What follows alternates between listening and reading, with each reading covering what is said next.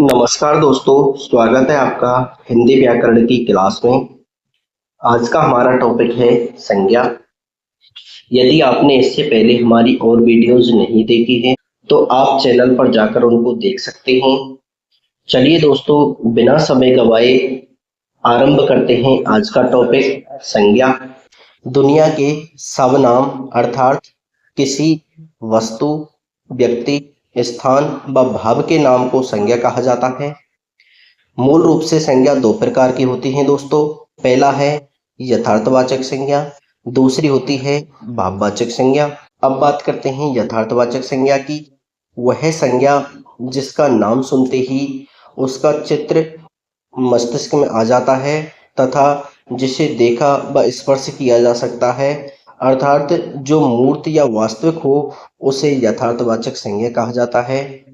अब बात करते हैं दोस्तों यथार्थवाचक संज्ञा के प्रकारों की। तो चार प्रकार की होती है। पहला है व्यक्तिवाचक संज्ञा, दूसरा है जातिवाचक संज्ञा, तीसरा है द्रव्यवाचक संज्ञा और चौथा प्रकार है समूहवाचक संज्ञा। संज्ञाओं के प्रकारों को आप इस डायग्राम के माध्यम से याद कर सकते हैं दोस्तों। संज्ञा दो प्रकार की होती हैं। पहला है यथार्थवाचक संज्ञा, दूसरी है भाववाचक संज्ञा।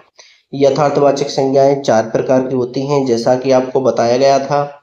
व्यक्तिवाचक संज्ञा, जातिवाचक संज्ञा, द्रव्यवाचक संज्ञा और समूहवाचक संज्ञा। इसी में आपको याद रखना है, जातिवाचक संज्ञा भी दो प्रकार की होती हैं। पहला है द्रव्यवाचक संज्ञा और दूसरी है समूहवाचक संज्ञाएं। अब बात करते हैं व्यक्तिवाचक संज्ञा की। जिस शब्द से किसी वस्तु, व्यक्ति, स्थान आदि के निश्चित नाम का बोध होता है, उसे व्यक्तिवाचक संज्ञा कहा जाता है। जैसे किसी स्त्री पुरुष का नाम, देशों के नाम, नदियों के नाम, महीनों व त्योहारों के नाम और दिशाओं के नाम। अगला प्रकार है जातिवाचक संज्ञा। किसी वस्तु, व्यक्ति, स्थान आदि के जाति या समूह वर्ग के नाम को ही जातिवाचक संज्ञा कहा जाता है। इसकी दूसरी परिभाषा भी होती है दोस्तों। जैसे जिन संज्ञा शब्दों से किसी एक ही जाति के समस्त पदों का बोध होता है, उसे जातिवाचक संज्ञा कहते हैं। उदाहरण के तौर पर बात करें दोस्तों, जैसे पशु, पक्षी, पेड़ पौधे, फूल, गाय, मोर, आम, मटर, कमल, इन सभी शब्दों में जातिवाचक संज्ञा होती है। इसी के साथ अन्य उदाहरणों की बात करें, जैसे दोस्तों अध्यापक, ठेकेदार, ब्राह्मण, वैश्य, शूद्र, बाढ़, तूफान, सामाजिक संबंध जैसे पापा, दादा, दादी और सुनार एवं लोहार, इन सभी में जातिवाचक संज्ञा होती है। जातिवाचक संज्ञा दो प्रकार की होती हैं दोस्तों। पहला है द्रव्यवाचक संज्ञा, दूसरा है समूहवाचक संज्ञा। बात करें द्रव्यवाचक संज्ञा की, तो वे संज्ञा शब्द जिनसे द्रव पदार्थ अथवा धातु का बोध होता है, उसे द्रव्यवाचक संज्ञा कहा जाता है। जैसे उदाहरण के तौर पर बात करें दोस्तों, द्रवों में पानी, दूध, तेल, पदार्थों में आटा, चावल, दाल और धातुओं में सोना, चांदी, लोहा, इन सभी शब्दों में द्रव्यवाचक संज्ञा है, याद रखिएगा। इसी के साथ आपको याद रखना है दोस्तों, द्रव्यवाचक संज्ञा शब्द सदैव एक वचन एवं ऐगणनीय होते हैं। अगला जातिवाचक संज्ञा का प्रकार है समूहवाचक संज्ञा।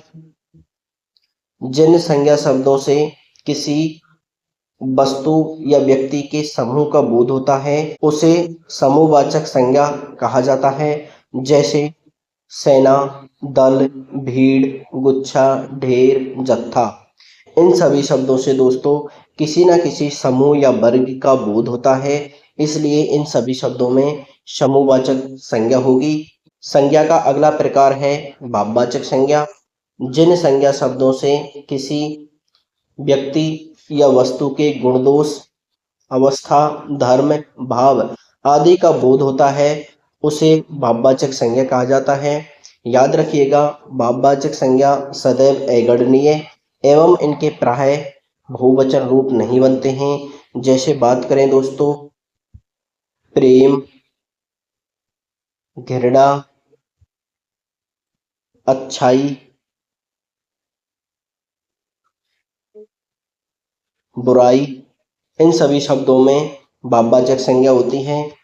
इसी के साथ हमारी संज्ञाएं कंप्लीट होती हैं। दोस्तों, वीडियो पसंद आई हो तो वीडियो को लाइक करें, चैनल को सब्सक्राइब करें, बने रहिएगा हमारे साथ। Thanks for watching our video.